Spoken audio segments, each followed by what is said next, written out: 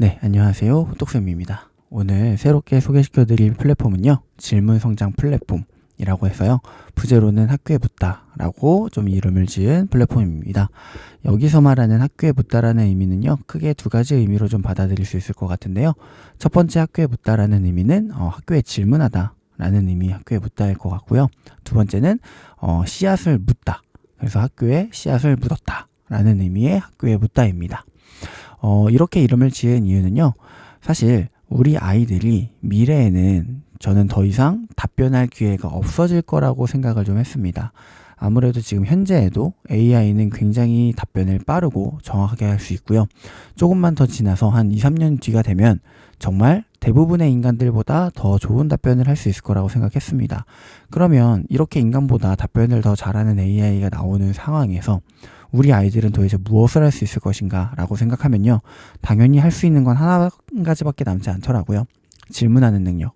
그래서 현재 저는 질문하는 이 능력이 굉장히 중요하다고 생각하고 있습니다. 그런데 우리 지금 학교에서 돌아보면요, 과연 우리가 아이들이 질문하는 시간이 있기는 한가, 혹은 우리 아이들이 질문하는 능력을 키워주는 어떤 과정이 있는가 라고 생각하면요, 한 가지도 없더라고요.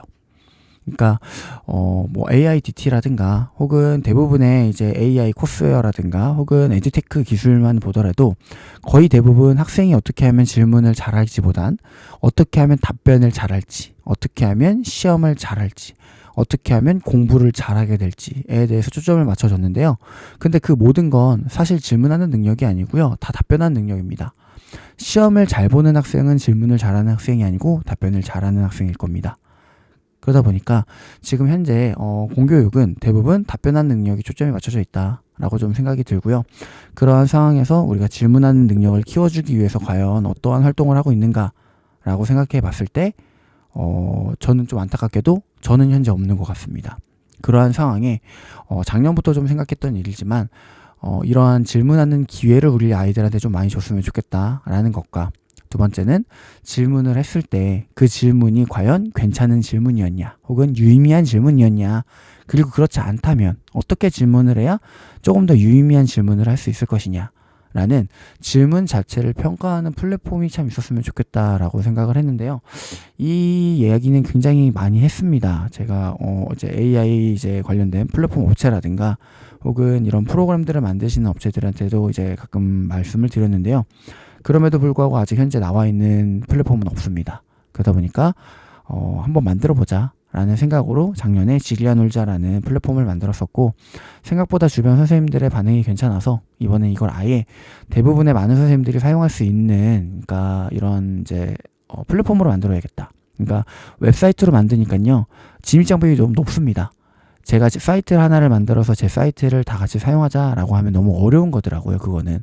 그러다 보니까, 그렇다고 각자 모두 하나하나한테 사이트를 만들어 드릴 수도 없고 하다 보니까 그 다음 찾은 게 구글 스크립트를 이용해서 우리가 구글 이제 시프트와 플랫폼을 이용하면, 이 앱스크립트라는 플랫폼을 이용하면 이러한 걸 좀 더 많은 선생님들과 함께 나눌 수 있겠다라는 생각으로 만든 게 지금 현재 질문 성장 플랫폼 학교에 묻다 라는 겁니다. 자, 먼저 간단하게 사용 설명 방법과 구동하는 형식을 좀 소개시켜 드리도록 하겠습니다.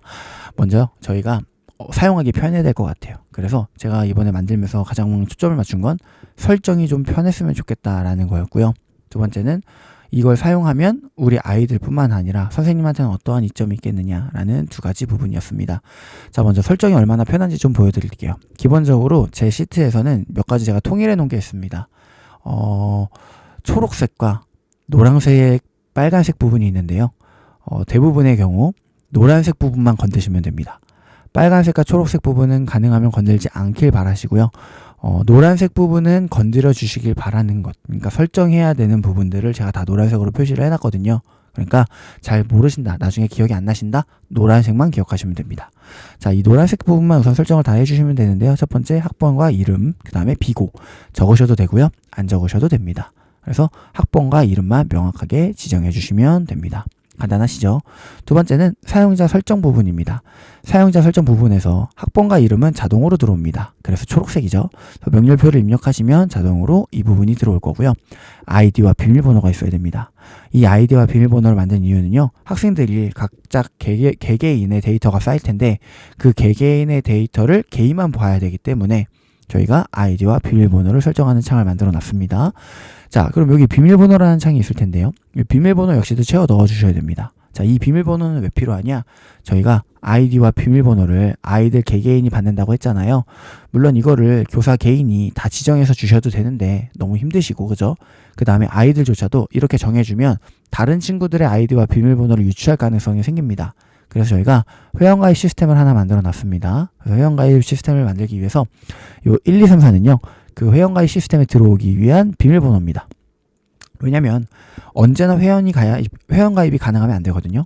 그러다 보니까 이러한 부분을 좀 이제 비밀번호를 통해서 아이들이 딱 요때만 회원가입하고 그 다음엔 비밀번호를 바꿔 놓으셔야겠죠. 아이들이 회원가입하지 못하도록. 그래서 네, 사용자 등록을 들어오시면요. 아이들이 이렇게 회원가입을 할 수 있는 창이 뜹니다. 그리고 동시에 QR코드도 뜨고요. 이 QR코드를 통해서 아이들은 핸드폰을 통해 네, 이 QR코드로 이 창에 접속할 수 있고요.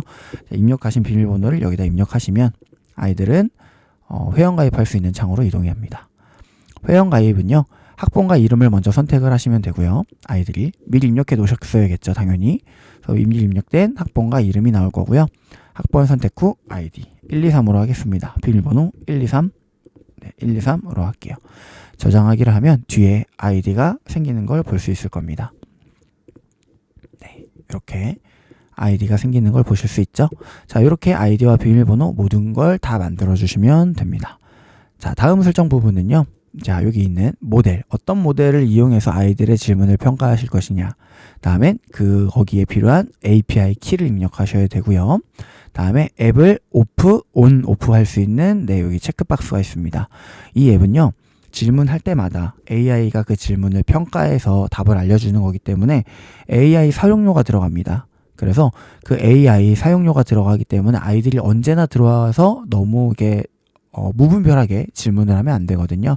그래서 그 부분을 온, 오프 할 수 있는 부분을 좀 남겨놨고요. 기본적으로 AI가 질문을 평가하는 기준은 제가 다 작성해 놨습니다. 그래서 5가지 영역으로 나눠서 이미 다 작성이 되어 있고요.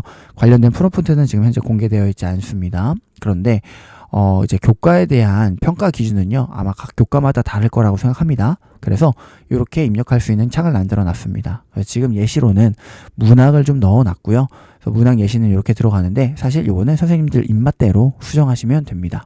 그래서 난 어떻게 해야 될지 모르겠다 라고 하시는 분들을 위해서 평가 기준 예시를 몇 가지 좀 적어 놨습니다. 그래서 국어, 수학, 영어, 과학, 사회, 예술, 그 다음에 초등 쪽에서 국어, 영어, 수학, 사회, 과학, 예술 이렇게 좀 5개를씩 적어 놨고요. 5개 아닌가요? 6개? 네, 6개씩 적어 놨고요.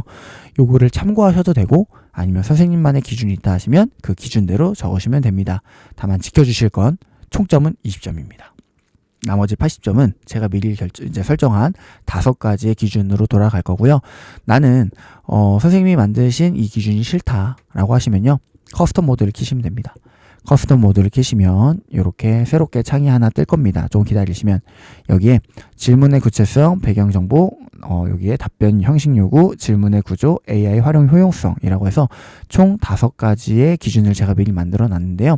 요거를 이용해서 여기에 직접 선생님들의 기준안을 넣어주시면 됩니다. 그래서 이거는 제가 미리 넣어놨으니까 저는 잠깐 커스텀 모드를 끄도록 하겠습니다.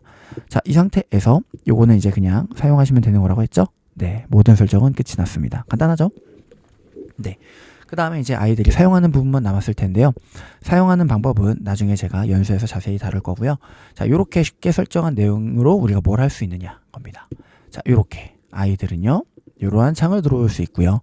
QR코드를 통해서 아이들은 요 QR 네, 사이트를 통해서 접속을 할 수 있습니다. 아까 설정한 아이디와 비밀번호를 입력하고 로그인 버튼을 누르면요. 자, 어떻게 되는지 좀 볼까요? 이런 식으로 네, 뜨는 걸 좀 볼 수 있습니다. 그래서 아까 홍길동 1번 학생의 아이디가 맞았죠. 여기 보시면 홍길동 1번 학생의 아이디와 비밀번호가 맞았고요. 자, 이 상태에서 질문을 하면 됩니다. 간단한 질문을 하나 해보겠습니다. 김소월에 대해 알려주세요. 라고 질문하고 질문을 제출한다고 한번 해볼게요. 그래서 아이 입장에서는 그냥 김소월에 대해서 알려주세요 라고 질문을 했고 당연히 답변이 나올 겁니다. 그런데 여기에서 중요한 건 답변이 나오는 게 아닙니다. 이 답변은 그냥 GPT한테도 물어봐도 충분히 나오는 말입니다. 그죠? 여기서 중요한 건 이겁니다. 이 질문이 과연 몇 점짜리였느냐? 15점짜리 질문이었습니다. 질문의 구체성도 없고요. 배경 정보도 없었고 답변의 형식 요구며 뭐 여러 가지 부분에서 좀 모자랐고 그나마 교과별 특화에서 조금 시간의 점수를 좀 받았습니다. 왜냐면 김소월을 좀 언급했기 때문이겠죠. 그래서 잘한 점, 알고 싶은 인물을 명확히 선택했다. 개선할 점에 대해서 이제 알려줍니다. 요렇게 궁금한 점을 구체적으로 적어주세요. 중학교 수준을 알려달라, 시험용이다. 그러니까 맥락을 알려달라는 거겠죠. 그 다음에 구체적인 작품도 좀 얘기해주면 좋을 것 같다 라고 이렇게 개선점을 알려줍니다. 그럼 저는 이 개선점을 보고 자 질문을 좀 바꿔보겠습니다. 구체적으로 진달래 꽃의 주제에 대해 알려주세요. 그리고 특히 작가의 의도가 가장 많이 드러난 구문을 알려주세요. 그 다음에 맥락을 좀 제공해 줄까요? 저는 고등학교 2학년 문학을 수강하고 있는 학생입니다. 200자 이내로 답변해 주세요. 이거는 이제 AI 활용 능력을 하기 위한 겁니다. 이렇게 이제 질문을 하면요. 여기에는 꽤나 많은 좀 프롬프트 엔지니어링 기술이 들어갔고요. 한 60점에서 한 75점 사이가 나오지 않을까 좀 예상이 됩니다. 정확하죠. 75점 정도의 질문이었습니다. 이렇게 질문을 평가해 주는 겁니다. 그럼 이 평가받은 자료가 어디 남냐? 여기에 로그라는 자료에 가시면요. 여기 아래에 방금 질문했던 그죠? 여기에 김소월에 대해 알려주세요. 그 다음에 김소월에 대해 알려주시는데 구체적으로 이렇게 알려주세요 라고 해서 이런 로그가 남고요. 맨 오른쪽으로 가보시면 어떤 모델을 사용했으며 돈이 얼만큼 들었는지 맨 오른쪽이 가격입니다. 질문할 때마다 한 7원 정도의 가격이 들어갑니다. 요거는 가격적인 면을 좀 생각은 해보셔야 될 것 같아요. 실제로 제가 운영을 한번 해보니까요. 아이들은 보통 만약에 50분 수업이라면 45분 수업하고 5분 정도 질문하는 시간을 줍니다. 이때 보통 많이 하는 학생들이 한 5개 정도 질문 정도를 할 거고요. 그럼 학생 한 명당 7, 5, 35, 한 35원 30원에서 한 50원 좀 크게 잡으면 50원이라고 한번 해볼게요. 50원이니까 30명으로 치면 그죠? 5, 3, 15 1,500원이겠네요.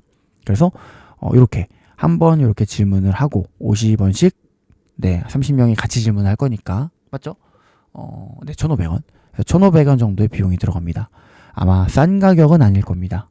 생각보다 싼 가격은 아닌데요. 이거를 너무 매번 하시면 안 돼요. 매 수업마다 하시면 아무래도 이제 API 비용이 꽤나 많이 나오게 됩니다. 그러다 보니까 좀 생각을 해보셔야 됩니다. 그리고 만약에 이게 좀 비싸다라고 하면 제미나이 3을 이제 뭐 2.5로 떨긴다거나 혹은 중국의 그죠? 대륙의 자랑이죠. 대륙의 이제 딥시크를 사용하시면 가격이 꽤나 좀 떨어집니다. 한 2원대, 1원대까지도 좀 떨어질 수가 있습니다. 그렇게 하시면 1시간 물량이 한 200원, 한 300원 정도면 가능합니다. 근데 지금은 우선은 저는 좀 고퀄리티의 답변을 위해서 우선 제미나이 3를 사용했고요. 요거는 선생님들이 이제 가지고 계신 상황마다 좀 다르게 사용하시면 되겠죠. 그래서 이런 식으로 이제 질문을 할 수 있는 시스템이고요.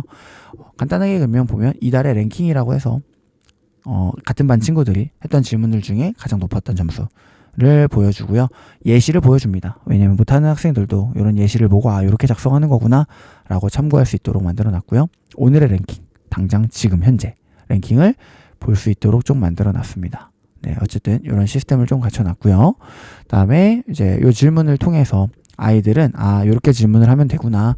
내가 질문을 이렇게 해야 좀 더 점수가 높게 나오는구나 라는 걸 이제 아이들한테 좀 보여줄 수 있을 것 같고요. 퀴즈 기능을 좀 아직 구현하지 못했습니다. 근데 아마 조만간 여기에 퀴즈 기능까지 넣어서 아이들이 질문한 내용을 바탕으로 간단한 퀴즈를 만들어서 그 퀴즈를 풀 수 있는 이런 시스템도 만들 예정입니다. 자, 이렇게 했을 때 과연 교사 입장에서 뭐가 좋냐면요. 로그가 쌓입니다. 이 로그가 쌓인다는 건 이 학생이 뭐에 관심이 있는지 그리고 어떤 질문을 했는지 어떤 내용이 알고 싶었는지에 대한 내용이거든요. 그러니까 이 데이터는 아이가 정말 내 수업에서 궁금했던 내용 혹은 내 수업을 통해서 얻지 못하고 조금 더 궁금했던 조금 더 깊게 알고 싶은 내용들이 남을 겁니다. 당연히 생기부에 굉장히 유의미한 데이터로 남겠죠. 그래서 여기 보시면 이제 학생 종합이기에 들어가시면요. 이렇게 학생을 선택할 수 있도록 나와 있고요. 어떤 학생을 고르느냐에 따라서 이 학생의 성장 그래프를 볼 수 있도록 만들어 놨습니다. 그래서 1월 8일부터 제가 테스트를 좀 돌렸는데요. 이렇게 성장하는 그래프를 이제 받아보실 수 있습니다. 요 이제 그래프를 바탕으로 이제 생기부 데이터가 나와야 되잖아요. 그래서 그걸 위해 생기부 탭을 만들어 놨고요. 여기에서 지금 홍길동 1번 학생이죠. 홍길동 1번 학생을 체크하고 이제 답변 생성을 하게 되면요. 그냥 한번 해보겠습니다. 아무런 옵션 없이. 그러면 제가 예시로 이상이라는 작가와 그 다음에 구운몽도 아마 들어가 있을 거고요. 그 다음에 김소월 작가님이 들어가 있을 겁니다. 그러면 요거에 대한 생기부가 이렇게 뚝딱 하고 하나 튀어나오는 걸 볼 수 있습니다. 한번 간단히 읽어보면 한국 현대문화의 흐름을 파악하기 위해 근대 문학가에 대해 깊이 있게 탐구함. 작가 이상에 대해 조사하며 오감도와 날개 그리고 거울이라는 세 가지 대표작을 중심으로 작가 특유의 초현실주의적 기법과 자아 분열의 양상을 체계적으로 분석함. 이를 통해 이상의 문학 세계에서 나타나는 특징적인 요소들을 도출하여 발표함. 또한 고전소설 구운몽을 탐구하며 작가의 창작 의도와 핵심 주제를 명확히 이해하고 일장춘몽을 통해 인생무상의 의미를 심화하여 고찰함. 김소월의 작품 진달래꽃을 학습하며 시적 화자의 태도와 주제를 면밀히 분석하고, 아까 제가 그 시적 화자의 태도와 주제를 분석해달라고 했죠. 요 내용이 이렇게 들어옵니다. 그래서 그냥 읽어보시기만 해도 굉장히 잘 쓴 생기부라는 걸 보실 수 있습니다. 물론 조금 거짓말이 들어가 있어요. 왜냐면 질문 퀄리티가 좀 낮았거든요. 그걸 이제 억지로 지어내다 보니까, 그리고 제가 글자 수를 1500바이트를 원하다 보니까 이렇게 나오는 경향이 있는데요. 아마 실제 이제 수업 현장에서 사용하시게 되면 많은 질문 로그가 쌓일 거고요. 그 로그 중에 좀 의미 있는 데이터만 뽑기했기 때문에 생각보다 좀 괜찮은 생기부 내용이 나올 겁니다. 또한 생기부 예시에 선생님들의 실제 작성한 생기부를 넣으시게 돼 있거든요. 그러면 선생님들의 문체라든가 선생님이 사용하시는 서술어 혹은 자주 사용한 어휘가 반영된 생기부를 얻어보실 수 있을 겁니다. 그래서 간단하게 이렇게 프로그램이 돌아간다라는 부분을 좀 소개시켜 드렸고요. 이걸 이제 구현하기 위해서 필요한 여러 가지 기술이라든가 혹은 좀 몇 가지 세팅할 부분이 더 남았습니다. 이런 것들은 제가 추후 연수에서 조금 더 다뤄보도록 하겠습니다. 네, 이상 호떡쌤이었고요. 질문 성장 플랫폼, 사실 저는 굉장히 기대가 되는 이제 새학기에 아이들과 함께 물론 작년에도 좀 써봤지만 제 교과에서 써본 적은 없거든요. 지리 교과에서 이제 사용을 해보셨고 같이 이제 좀 분석하는 입장이었는데 내년에는 아마 수학 교과라든가 이제 제가 만든 교과에서 실제로 사용해 보기에 굉장히 좀 잘 나왔다. 저는 지금 현재 생각을 하고요. 선생님들께서도 혹시 이쪽 질문하는 능력을 이제 성장하기 위해서 어떤 플랫폼을 사용해야겠냐, 혹은 어떤 시스템을 좀 활용해야겠냐라는 생각이 드신다고, 그리고 좀 고민이 되신다면 한번 사용해 보시길 추천드리겠습니다. 네, 이상 호떡쌤이었고요. 오늘도 선생님들의 똑똑한 학교 생활을 기원하겠습니다. 감사합니다.